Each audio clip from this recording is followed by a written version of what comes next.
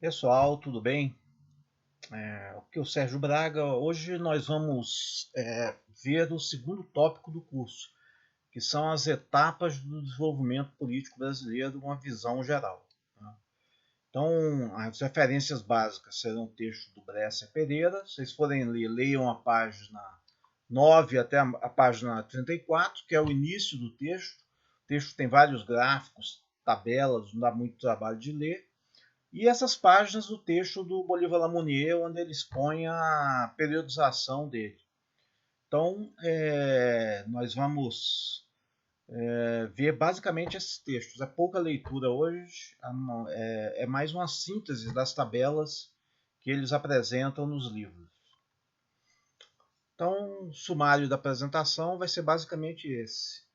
Primeiro nós vamos ver a periodização do Brescia Pereira, e fala alguma coisa sobre a abordagem dele da ciência política brasileira, a periodização de Bolívar Lamounier, em segundo lugar, e em terceiro lugar a gente vai ver outras periodizações que são possíveis de ser feitas e colocar algumas questões nesse sentido aí.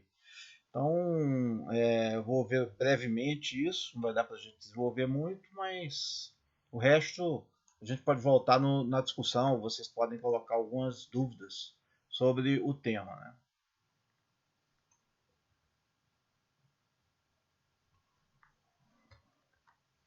Então são esses dois livros básicos, eles estão lá na pasta, eu vou subir para vocês os livros, os capítulos indicados. Bolívar Lamounier, da Independência a Lula, 2 séculos de política republicana, Luiz Carlos Brescia Pereira, a construção política do Brasil. E por que esses livros são importantes? Porque eles dão interpretações gerais da evolução política brasileira. Como eu falei para vocês das outras vezes, é importante ter uma visão geral, né, da evolução do sistema político. Aquilo que a gente chamou das complexidades horizontais e verticais. Tanto dos períodos onde que eles funcionam, o sistema político funciona, as interações entre as várias instituições, como da sua dinâmica, da passagem, da sua evolução no tempo. A gente, no nosso curso, a gente vai ver mais o período 1988 para cá.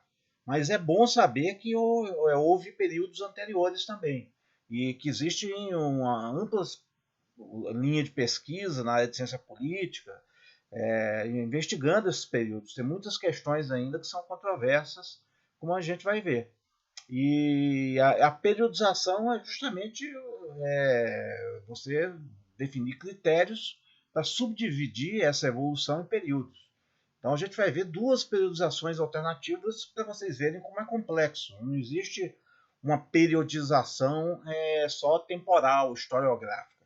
Mas os cientistas políticos eles definem critérios para subdividir os vários períodos da história política brasileira. E esses critérios eles dependem do referencial teórico metodológico que eles têm para fazer uma leitura da realidade. Por exemplo, o Bolívar ele está interessado nessa questão da relação entre a representação política e os sistemas políticos democráticos.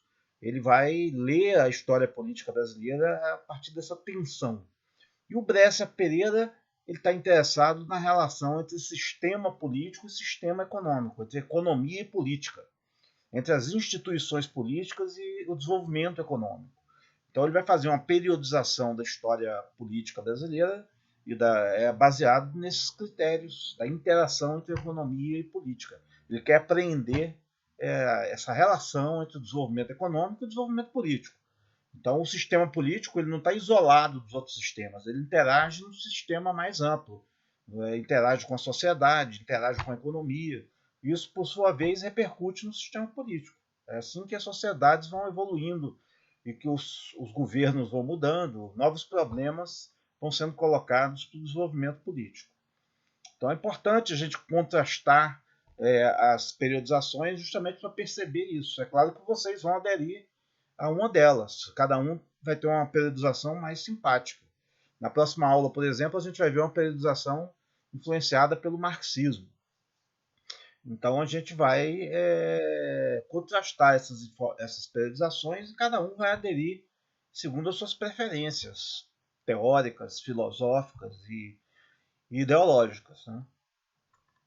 Então, primeiro vamos ver a abordagem do Bresser Pereira. Ele tem um site muito importante. Vocês vejam esse vídeo aí que está indicado no programa, e ele tem vários vídeos na internet, ele participa de vários debates. Ele é um teórico, um economista e cientista social muito ativo.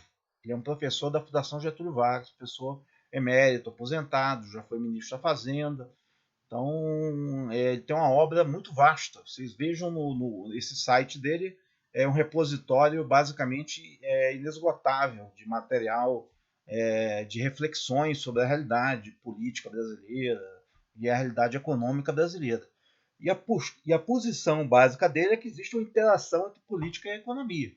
A economia não é só a ciência técnica para analisar o desenvolvimento das empresas e, e da gestão da política fiscal e monetária, mas ele interage com a política também, com as instituições políticas. E, por sua vez, as instituições políticas não pairam no ar.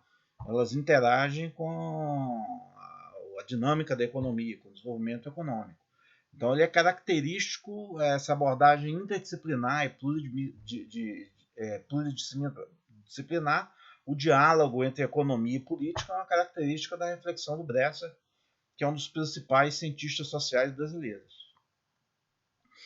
Então, isso aí, para ele, economia e política no Brasil contemporâneo. Para ele, tem uma relação entre isso, e a gente vai voltar a essa inter-relação várias vezes no curso. A política é o processo decisório sobre atividades que atingem a esfera pública e que envolvem um conflito de interesses entre grupos, e a economia é a atividade produtiva, as restrições materiais, cálculo do custo-benefícios envolvido na alocação de recursos. Então você tem essas duas dimensões da realidade interagindo ao longo da história brasileira. Né? Então você tem um diálogo interdisciplinar. Então, e esse diálogo interdisciplinar ele tem sempre o risco do sujeito não saber fazer nem economia nem política direito. Então você tem que estudar mais, saber mais de economia, mais de política para entender a relação entre as duas coisas, né? Sair dessas barreiras aí muito especializadas, muito estritas. Então esse é o viés de análise do Bresser, e vocês tentem aí saber o máximo que vocês puderem sobre ele, porque ele é um cientista político bastante ativo, bastante produtivo, cientista social, né? Então ele vai estabelecer essa seguinte periodização aqui.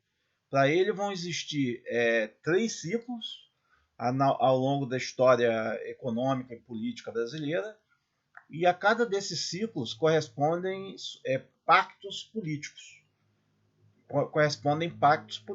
Então, primeiro você tem esse ciclo Estado-integração territorial, que é basicamente o Império Brasileiro, onde se formou o país, o Estado Nacional foi se constituindo, e o Estado Nacional, né, foi constituindo sob a égide do Império, um Estado independente que foi se tornando progressivamente nacional, e você tem um pacto político oligárquico. Quem governava o país eram essas oligarquias feudais aí, dos escravocratas, antes do Império, antes da proclamação da República, e uma burguesia comercial e financeira que lucrava com o comércio externo. Depois você vai ter um período de transição, que é basicamente a proclamação da República. É uma transição entre um período pré-capitalista, oligárquico, e um período capitalista. E você vai ter a grande revolução capitalista brasileira, que é a Revolução de 30. Para ele foi em 1930 que começou a constituição de uma sociedade moderna, capitalista moderna no Brasil, e um sistema político capitalista correspondente. E esse desenvolvimento capitalista no Brasil, ele se subdivide em 2 períodos. Primeiro, o Pacto Nacional Popular, que foi uma aliança de classes entre a burocracia de Estado modernizante, principalmente os militares e os técnicos econômicos, com as classes trabalhadoras, que foi justamente a Era Vargas, e depois de 64, com o fim da Era Vargas, né, a derrubada do João Goulart, você tem um desenvolvimento capitalista acelerado e o desenvolvimento de um pacto autoritário modernizante. Você tem um novo ciclo de crescimento da economia capitalista, mas sob a égide do capitalismo, sob a égide dos militares. Foi implantada uma ditadura militar. Enquanto na fase anterior houve vários regimes políticos. Primeiro você teve um governo provisório, depois você teve o Estado Novo, depois você teve uma democracia de 45 a 64, até que houve uma crise política e a implantação de um regime militar. Mas esse regime militar ele teve um dinamismo econômico muito grande, ele cresceu a taxas elevadas. E isso a gente vai ver nas próximas aulas também, de maneira mais aprofundada. E depois da campanha pelas diretas e da crise do regime militar, você tem o que ele chama de ciclo democracia e justiça social, onde você tem uma restauração da democracia, mas com a promulgação da Constituição de 88, a agenda social passa a ter mais importância, embora ainda a nível precário, como a gente viu no texto do Zé Murilo. Você tem uma cidadania social aqui limitada, né? Você tem vários problemas ainda de desigualdade social a resolver na sociedade brasileira. E isso também a gente vai voltar várias vezes aí a esse ponto. E aqui também você teve vários pactos, vários subperíodos. Primeiro, esse período de 77 até 1984, que foi o Pacto Democrático Popular, onde houve uma grande aliança, uma grande frente ampla entre as classes médias, o empresariado e outros setores para derrubar o regime militar e gerar a redemocratização do país.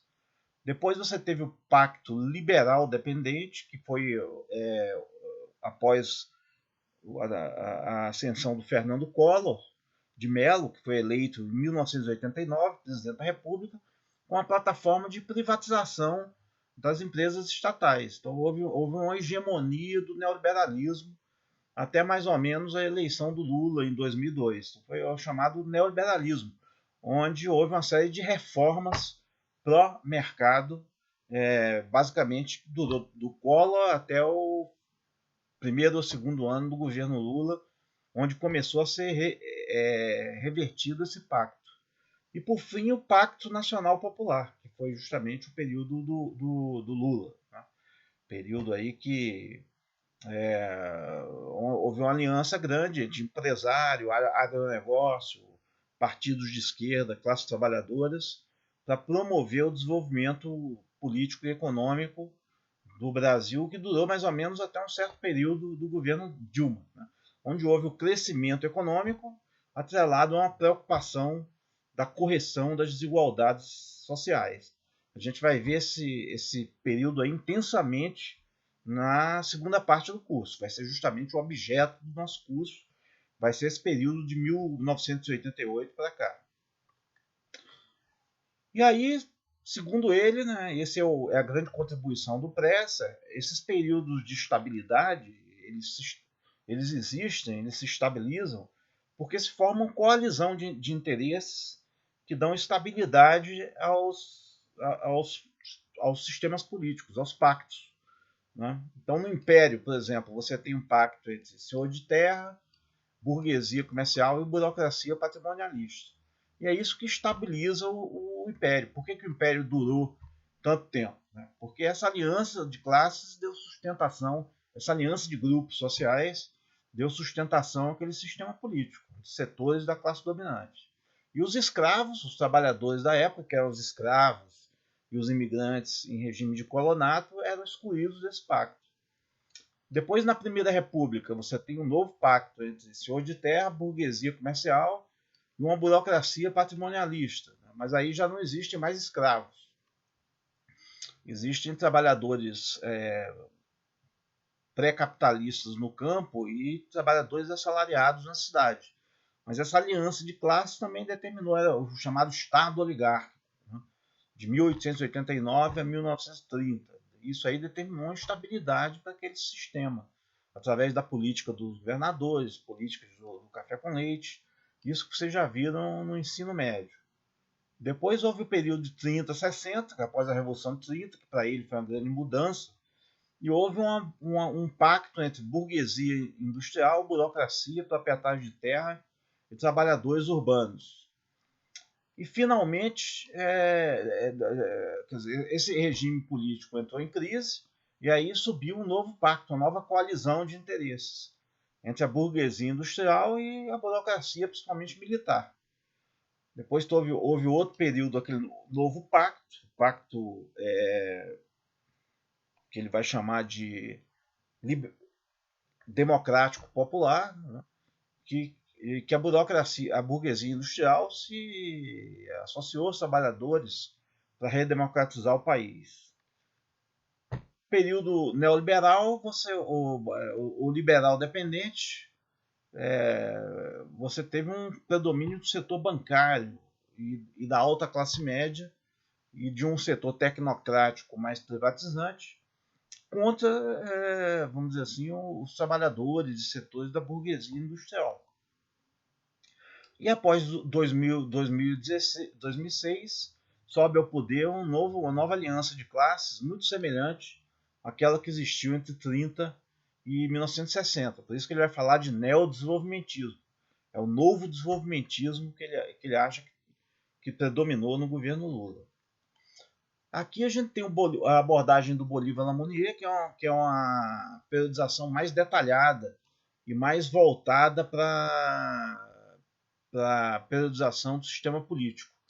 E ele vai detalhar bastante isso. Então vocês vejam lá no livro dele, né, que está lá, que está meio borrado, mas no livro vai tá bem detalhado. Então ele vai fazer uma periodização da evolução do sistema político brasileiro a partir dos seguintes critérios: como se organiza o Estado e o governo, como se organiza o sistema partidário, como se organizam as relações civis e militares e como terminou esse regime. Então estudem com atenção essa tabela aí, porque ela vai ser muito importante para o nosso curso. Eu vou voltar a ela várias vezes. Então teve primeiro o Império. No Império havia o sistema partidário, entre partidos liberal e conservador, e os partidos republicanos surgiram só no final do Império, em 1870, e houve uma hegemonia civil, né, sobre os militares. Os militares só começaram a adquirir força depois da Guerra do Paraguai. E como terminou esse regime? Houve um golpe civil-militar e com a proclamação da República. Depois houve outro regime, que foi a Primeira República. A gente viu isso aqui. Eu vou voltar a isso na aula síncrona, porque esse aspecto aí é muito importante. Né? Então houve a Primeira República, também houve aí o Estado e Governo, o sistema partidário e relações civis e militares. Depois houve a Revolução de 30. Estudem isso aí que a gente vai voltar na aula síncrona. Estado Novo, também com vários subperíodos diferentes. O regime democrático de 45 a 64, o regime militar de 64 a 85 e o novo regime democrático. Então esse Lamounier ele é uma periodização mais detalhada e calcada nas instituições políticas. Então isso a gente vai ver com mais calma na aula síncrona, cada um desses elementos aí. Então vocês estudem isso com atenção para a gente voltar na aula. E por fim tem outras periodizações que a gente vai ver na próxima aula. Na próxima aula a gente vai ver a abordagem do Décio Sais e eu vou mencionar brevemente algumas outras. A gente vai ver a abordagem do Décio Sais sobre a questão da cidadania, que eu vou postar outra aula no YouTube para a gente debater também. Então, era basicamente isso por hoje. Na próxima aula a gente volta a discutir isso, centrado na questão da periodização desse quadro aí do Bolívar-Lamounier. Eu vou detalhar isso. Então, pessoal, por hoje era só. Até mais. Se cuide aí. Sexta-feira a gente volta a discutir isso. Um abraço.